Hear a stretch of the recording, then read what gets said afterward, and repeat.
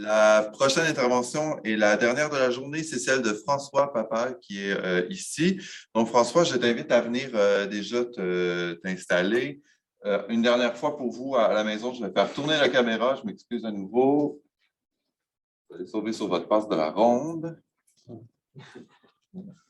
le mauvais humour de la fin de journée, je m'en excuse. Là, je te laisse t'installer, je te présente brièvement. Donc voilà, la dernière communication qu'on va entendre aujourd'hui, c'est celle de François Papal qui a soutenu donc tout récemment, et je profite de l'occasion pour l'en féliciter une nouvelle fois, une thèse de doctorat au département de philosophie de l'Université de Montréal sous la direction de Frédéric Bouchard et la codirection d'Éric Batteste du CNRS et du Muséum d'histoire naturelle à Paris.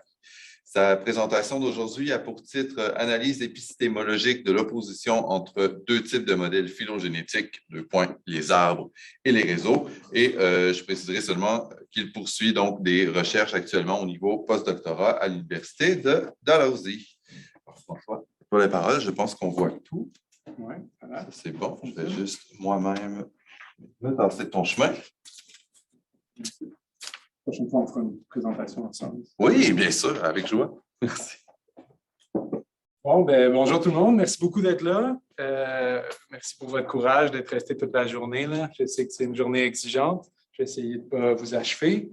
Merci aussi à tout le monde qui fait partie de l'organisation de l'événement. C'est super apprécié. Le 28 avril 2017, j'étais au même événement pour présenter mes résultats de maîtrise. Donc, c'est le fun de boucler la boucle aujourd'hui avec une partie au moins de mes résultats de doctorat. Donc, dans ma thèse doctorale, ce que j'ai fait, c'est que j'ai développé un cadre d'analyse philosophique. Cadre d'analyse philosophique et plus précisément épistémologique pour appréhender les pratiques classificatoires telles qu'on les observe en sciences, telles qu'on les observe notamment en biologie. Et ce cadre d'analyse-là, que j'appelle le cohérentisme historique, je me suis beaucoup inspiré de pratiques en philosophie de la mesure. Donc, une partie de mon travail, c'était de démontrer que ça s'appliquait aussi en philosophie de la classification. Les faits, disons, le point le plus important de ce cadre théorique-là, c'est que c'est une approche qui suggère de traiter les pratiques scientifiques comme étant, des pratiques qui détiennent une historicité qui leur est propre. Puis surtout, ce que ça invite à faire, c'est regarder comment le rapport entre théorie et données empiriques, comment on confronte les deux, comment ce rapport-là se transforme au travers du temps. Donc, j'ai développé ce cadre d'analyse-là dans ma thèse et ce que j'ai fait pour les 2 derniers chapitres, c'est que je l'ai appliqué à un cas d'étude qui est la phylogénétique contemporaine. Ce que je propose de faire aujourd'hui, c'est de souligner les faits saillants de mon analyse comparative de 2 manières de pratiquer la phylogénétique. Donc, la phylogénétique, c'est quoi? C'est la sous-discipline de la biologie de l'évolution qui cherche à retracer les liens entre les êtres vivants, les liens dans l'ensemble du monde biologique, les liens généalogiques qui unissent les êtres vivants. Donc, dans ce champ disciplinaire-là, en ce moment, il y a 2 modèles qui sont utilisés. Il y en a un, c'est le modèle arborescent que j'associe à la phylogénétique traditionnelle. C'est le modèle classique de la théorie de l'évolution par voie de sélection naturelle. Puis plus récemment, il y a un ensemble de pratiques qui a émergé qui est centré sur des modèles réseau, des modèles qui présentent la réticulation. Donc, il y a un besoin de comparer ces 2 ensembles de pratiques-là sous-tendus par 2 modèles différents pour comprendre ce qui se passe en biologie d'évolution en ce moment. Donc, plus précisément, ce que je vais faire aujourd'hui en présentation, d'abord, je vais survoler la structure inférentielle de la phylogénétique pour avoir les outils pour ensuite pouvoir vraiment récapituler les faits saillants de mon analyse comparative de manière efficace.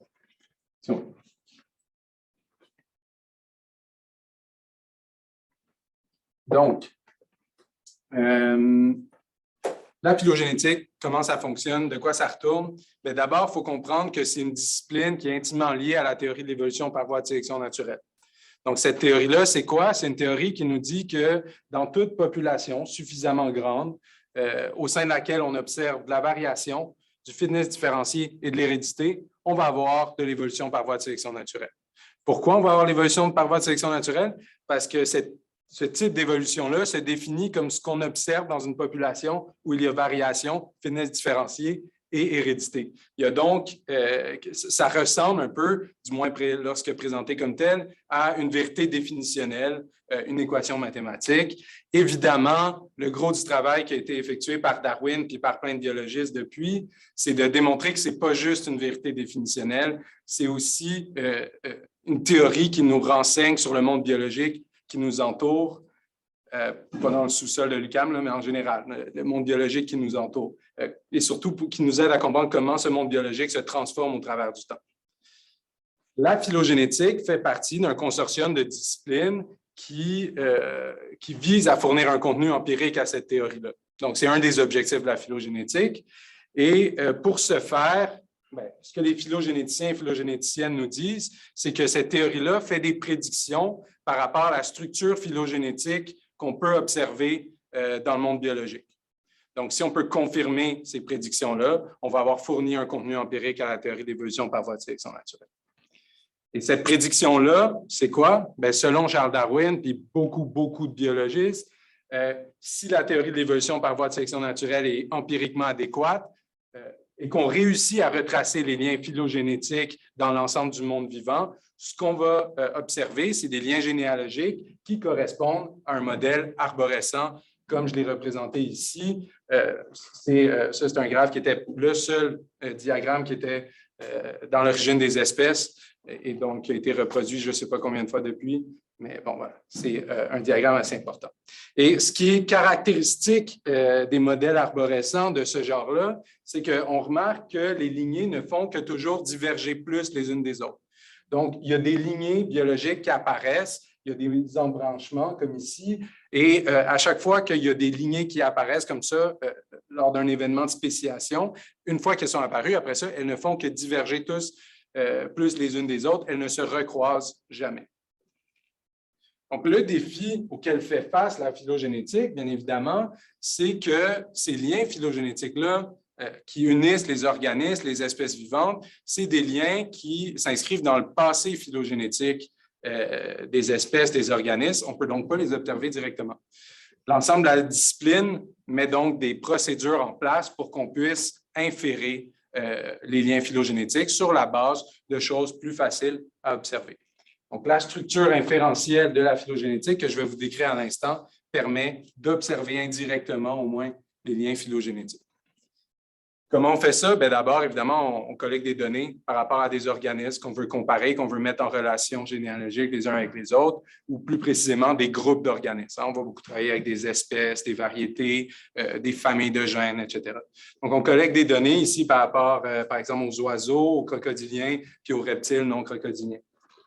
Une fois qu'on a ces données-là, morphologiques ou génétiques, on va les utiliser pour faire des analyses de similarité. Donc, on va comparer les organismes sur la base de leurs traits ou on va les comparer sur la base de leur séquence génétique en faisant des alignements génétiques. Une fois qu'on a les résultats de cette analyse de similarité-là, on va l'utiliser pour inférer les liens phylogénétiques. Dit comme ça semble super facile. Évidemment, à chacune de ces étapes, il y a beaucoup de complications et une manière de comprendre toute la complexité de cette structure inférentielle-là, c'est de se dire que, dans le fond, les résultats sont vraiment sous-déterminés par les données disponibles. Donc, à partir d'un ensemble de données, on peut formuler plusieurs hypothèses phylogénétiques, puis c'est très difficile de discriminer entre ces hypothèses phylogénétiques-là, de dire laquelle est la meilleure. Donc, il y a tout un appareillage théorique qui est mis en place pour nous aider à choisir parmi les différentes hypothèses possibles. Et bon, c'est ça. Puis, une façon, tout cet appareillage théorique qui est mobilisé, je veux l'illustrer plus en détail et je vais le faire d'une certaine manière, notamment en soulignant que la collecte des données, l'espace a vraiment beaucoup d'hypothèses phylogénétiques possibles. Donc, le champ des possibles, il est énorme. Il est tellement énorme que même avec la puissance calculatoire qu'on a aujourd'hui, pour naviguer dans le champ des possibles de manière efficace, pour trouver les meilleures hypothèses, il faut qu'on le restreigne d'une manière ou d'une autre. Il faut qu'on exclue des hypothèses de facto. Ça, je vais vous l'illustrer d'une manière dont c'est fait. C'est en rejetant de manière a priori certains patrons de liens phylogénétiques qui, pourtant, pourraient être considérés compatibles avec la sélection naturelle.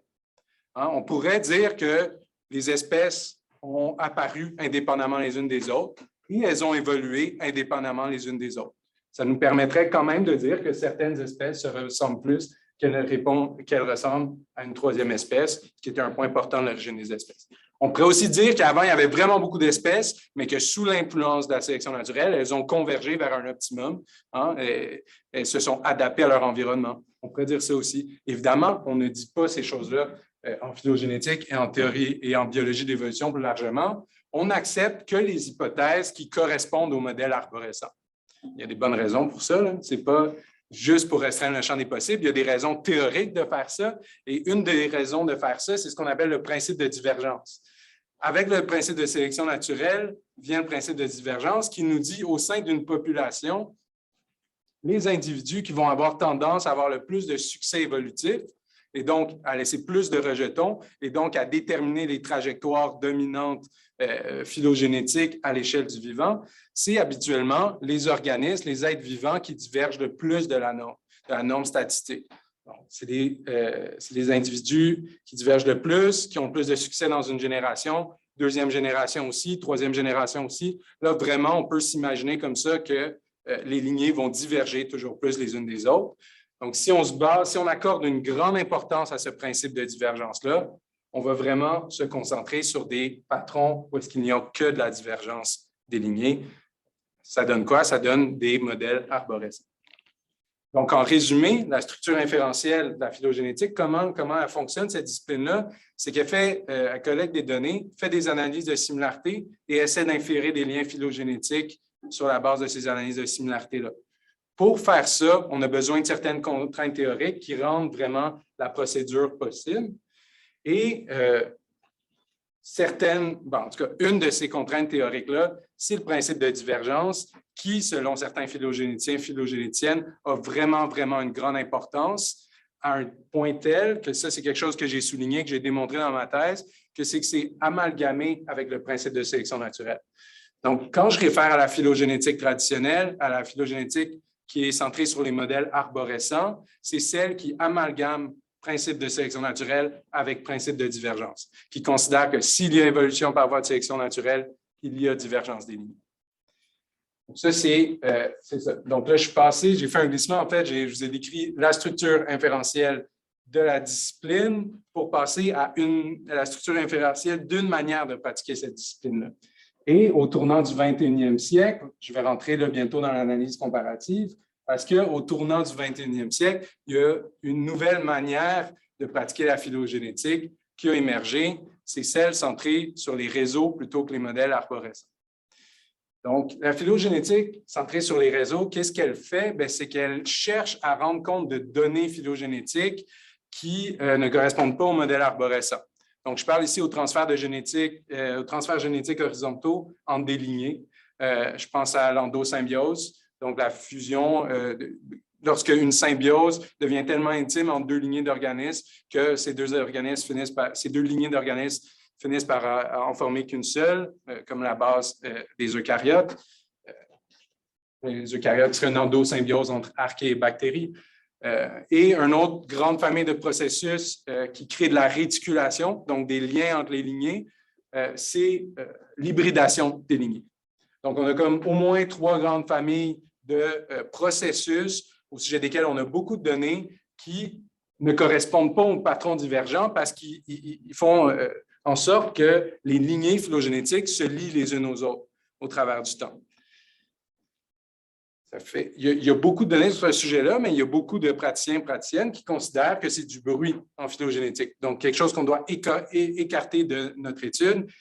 La phylogénétique centrée sur les modèles réseau cherche explicitement à représenter ce genre de phénomène-là et à les mobiliser après ça de diverses façons en biologie de l'évolution.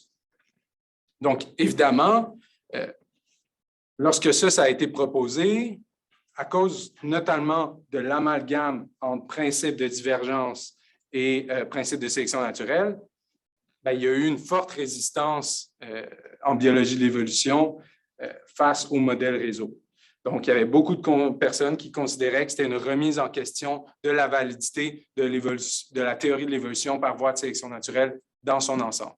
Donc, il y a eu une levée de bouclier, puis on peut voir, bon, le titre que j'ai indiqué ici, c'est tout simplement pour évoquer ce genre d'enjeux qu'on pensait qui étaient soulevés par la phylogénétique centrée sur les modèles réseau.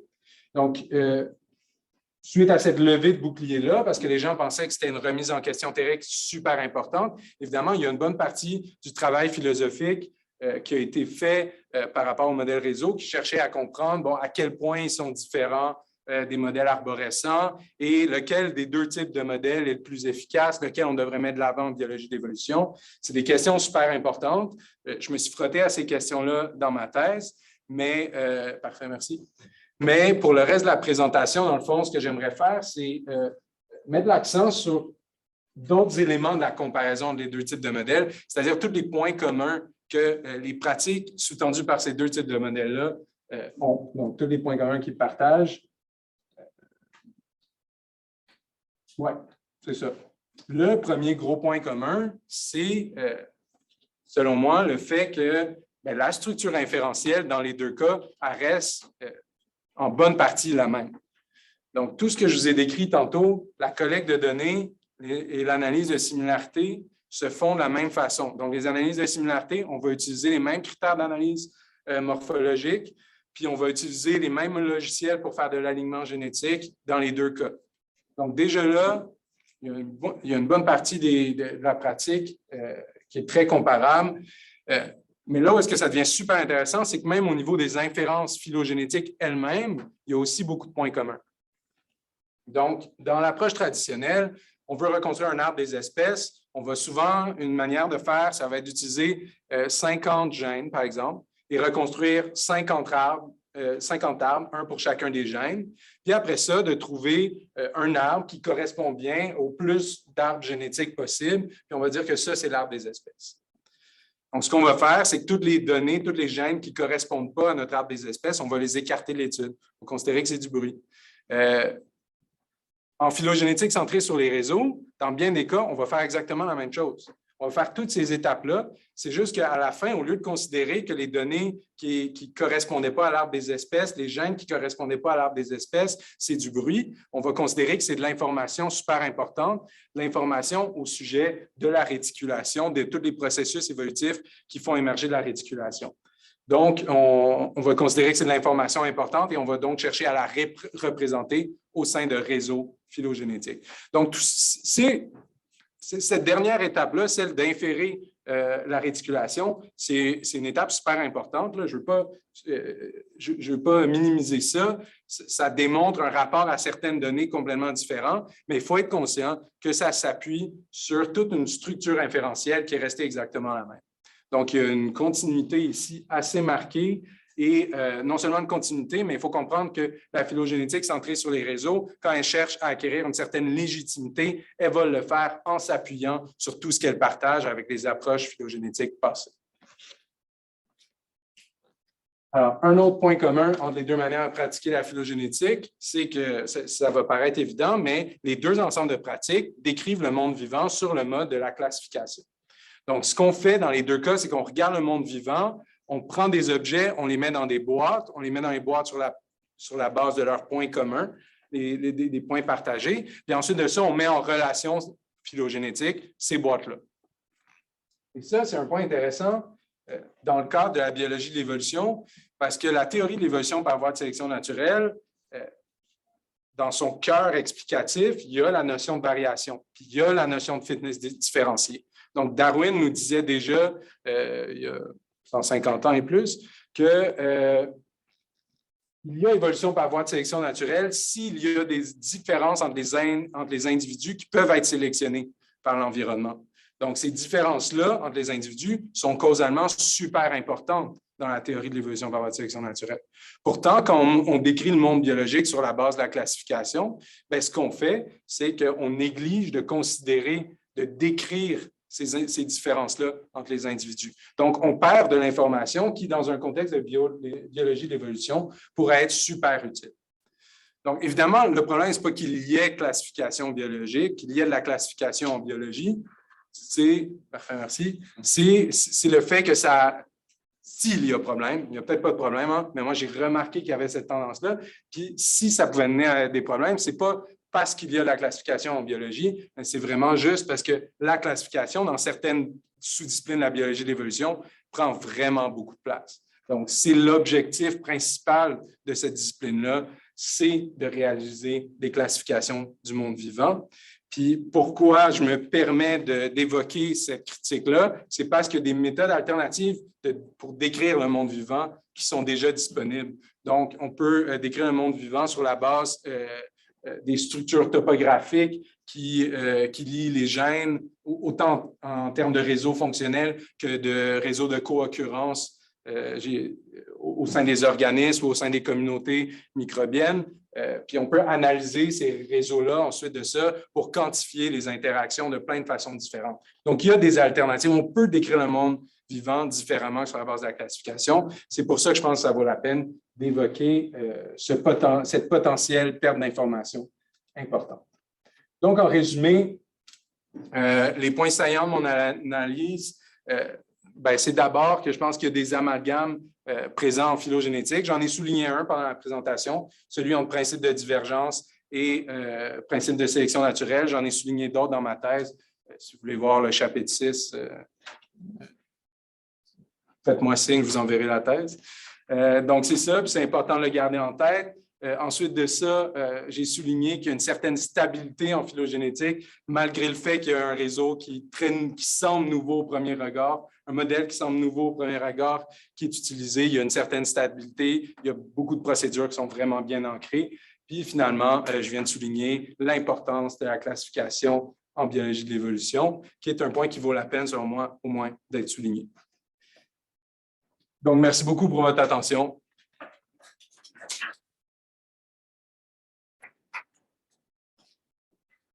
Merci beaucoup, François, pour... Je pensais que je t'avais débaptisé. Merci, François, pour cette présentation.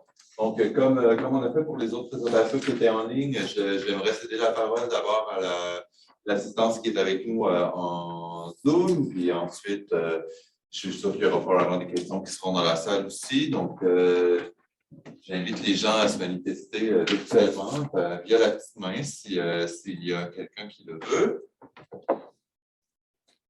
Alors, pour l'instant, je me tournerai vers Laure, qui va répondre à sa question tout à l'heure. Alors, Laure, oui, je t'invite à poser ta question.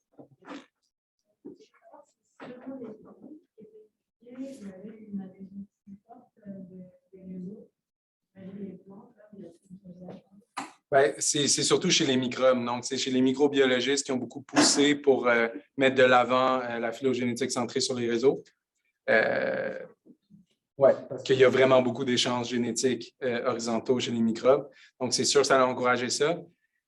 Chez les plantes, c'est vraiment intéressant parce qu'on sait depuis longtemps qu'il y a beaucoup d'hybridation. Ça a toujours été écarté des schèmes phylogénétiques.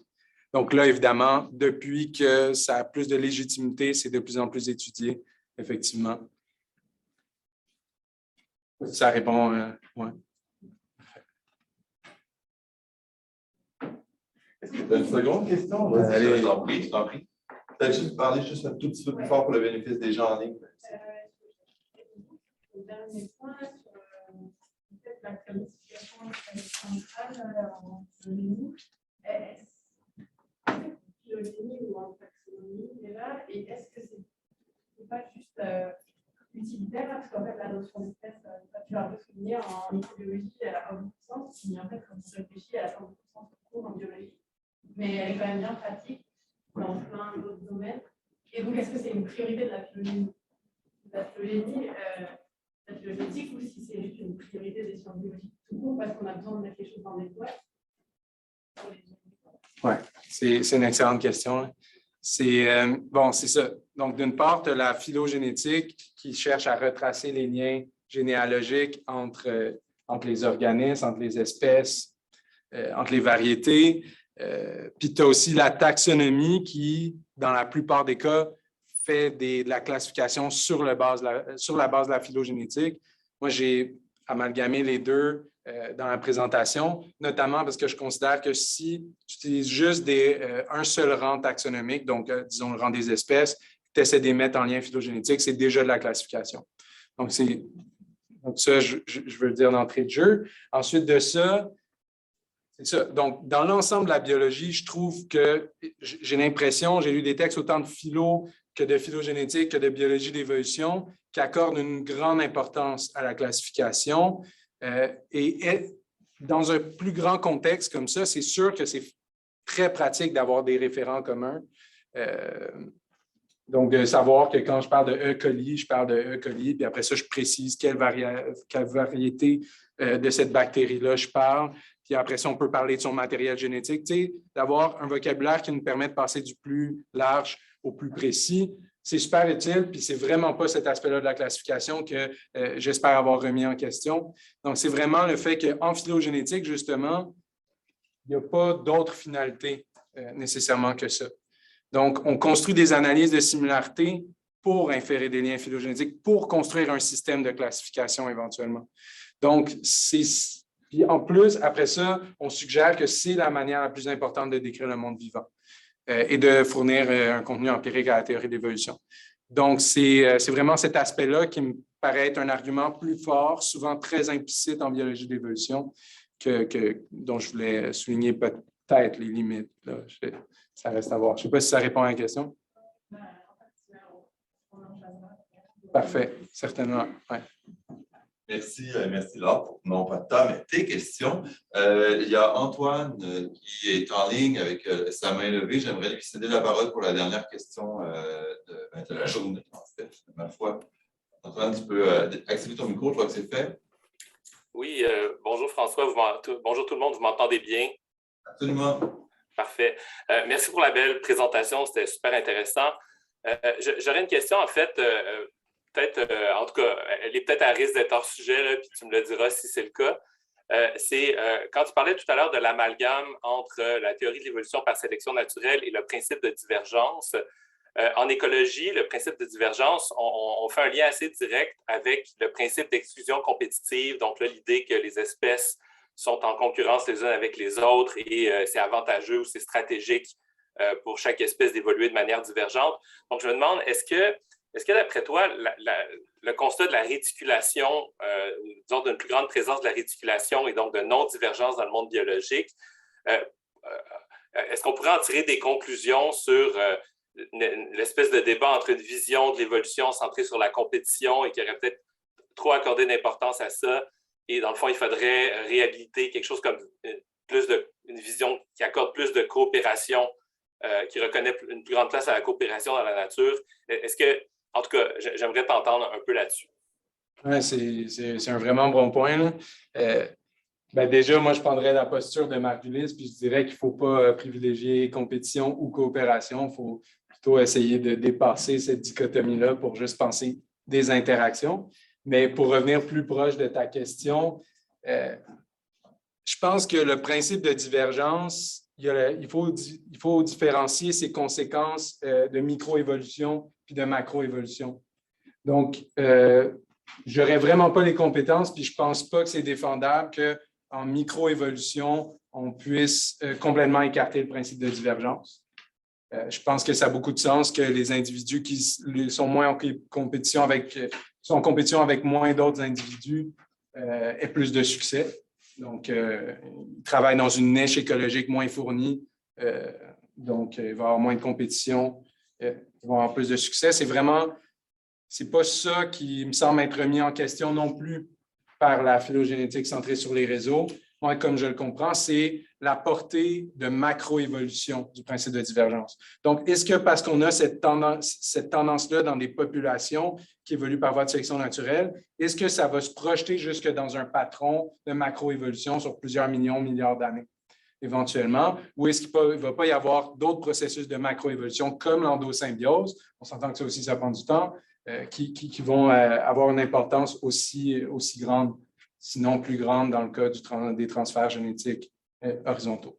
Donc, je pense que c'est dans cette distinction-là, microévolution, macroévolution, que je me camperais pour répondre à ta question.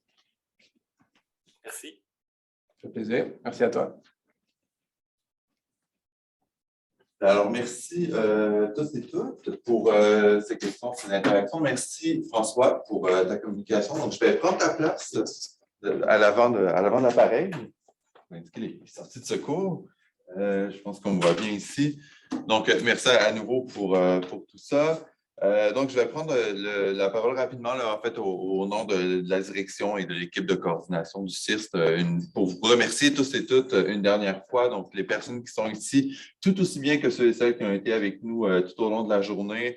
On sait bien que devant un ordinateur, ça peut être une journée longue et éreintante et épuisante, d'un autre type d'épuisement que lorsqu'on est en présence. Donc, merci vraiment à vous d'avoir été avec nous pour une partie ou pour toute la journée. J'espère qu'on a pu vous faire la place qui vous revient parce que votre présence est aussi essentielle que celle des gens ici en salle.